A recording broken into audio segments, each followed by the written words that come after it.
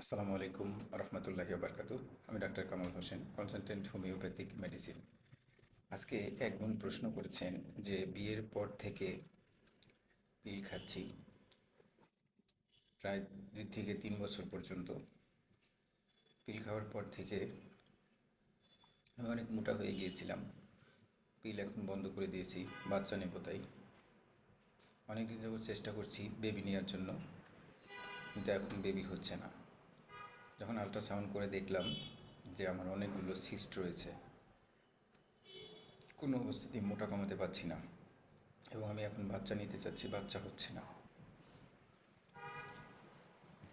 দেখেন বোন, খুবই একটা কমন একটা প্রশ্ন। প্রায় আমাদের সমাজে এখন বিয়ের পর পর হাজব্যান্ড বলে যে ইনকাম ভালো না, এখন বেবি নিব না, তুমি পিল খাও।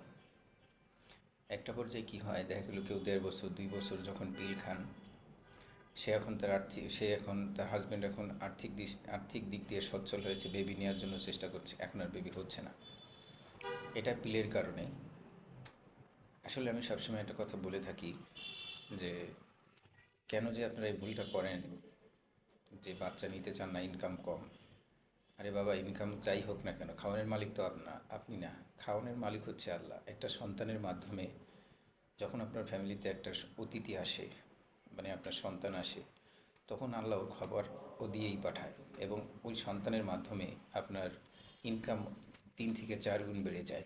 এটা আল্লাহ তাআলার প্রদত্ত।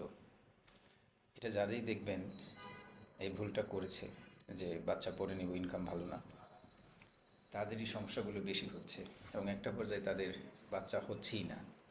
কেন হচ্ছে না? কারণ তারা অনেক পণ্ডিত, পিল খায়, শরীর কন্ট্রোল করে না। একটা পর্যায়ে সিস্ট হয়, থাইরয়েডের সমস্যা হয়, পিসিওএসের সমস্যা হয়, প্রোলাক্টিন হরমোন বেড়ে যায়, সবচেয়ে বড় কথা হলো মোটা হয়ে যায়। আমি বলবো, যাদের এই সমস্যাগুলো থাকবে বা নতুন বিয়ে করেছেন, ভাইদেরকে বিশেষ করে বলবো, বোনদেরকেও বলবো যে আপনারা অবশ্যই কন্ডোম ইউজ করবেন। এখন যেহেতু এই সমস্যার মধ্যে রয়েছেন, আমি বলবো একজন ভালো ডাক্তার, যেহেতু অনেক ডাক্তার দেখিয়ে ফেলেছেন, একজন অভিজ্ঞ হোমিওপ্যাথিক ডাক্তার দেখান। আর আমি যেভাবে ট্রিটমেন্ট করে থাকি, আমি এই ধরনের কেসে ডায়েট প্ল্যান করে দিই, এক্সারসাইজ প্ল্যান করে দিই, এবং পরে মেডিসিন দিই। ডায়েট প্ল্যানের কাজ হচ্ছে যে আপনার শরীরে কী কী খাবার দরকার, ওটার মধ্যে লেখা থাকবে। কী কী খাবেন না, কী কী করবেন, সমস্ত ডিটেলস ওটার মধ্যে দেওয়া থাকে। এরপর হচ্ছে এক্সারসাইজটা সবার জন্য দরকার। আর হচ্ছে মেডিসিন। মেডিসিন তো অবশ্যই লাগবে। জার্মানি মেডিসিনের মাধ্যমে এই সমস্যা দ্রুত রিকভারি করা যায়, বিশেষ করে যাদের সন্তান হচ্ছে না। যাই হোক, অনেক কথা বলে ফেলেছি। কথার মধ্যে ভুল ত্রুটি হলে কোনো সুন্দর দৃষ্টিতে দেখবেন। নিয়মিত নামাজ আদায় করবেন। আসসালামু আলাইকুম রহমতুল্লাহি ওয়া বারাকাতুহু।